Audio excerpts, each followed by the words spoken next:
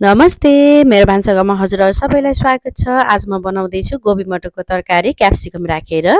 यो खाँदाखेरि एकदमै मिठो हुन्छ। हजुरहरूले पनि एकचोटि बनाएर अवश्य ट्राई गर्नुहोला है त।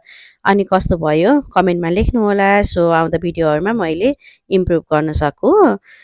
बनाउनुको लागि सुरु गरौँ है त।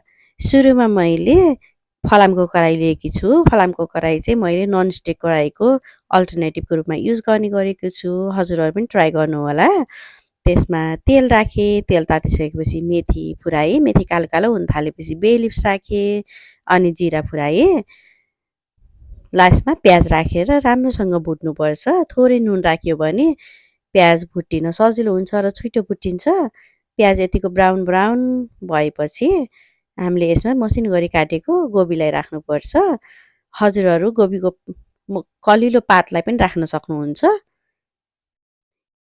अब यो गोबीलाई मजाले भुट्नुपर्छ जबसम्म यसको कलर यतिको चेन्ज हुँदैन। अब रातो रातो जस्तो हुन थालेपछि गोबीहरूलाई साइडमा लगाएर बिचमा बचेको तेलमा अदुवा लसुनको पेस्ट राखेर एकछिन भुट्नुपर्छ।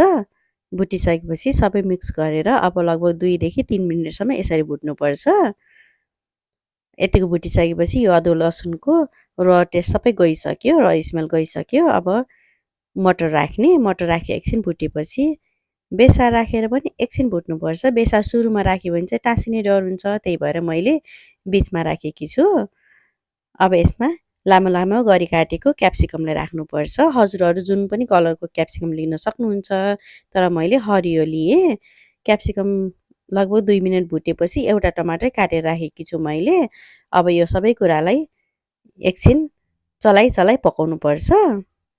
छेउछेउमा बेसार मसलाहरू केही लागेको छ भने यसरी कोतर्नुपर्छ। अनि स्वादअनुसार नुन पनि थप्ने, किनकि हामीले अघि नै प्याजमा पनि नुन राखेका थियौँ, त्यही भएर यसमा थोरै मात्रै नुन राख्नुपर्छ।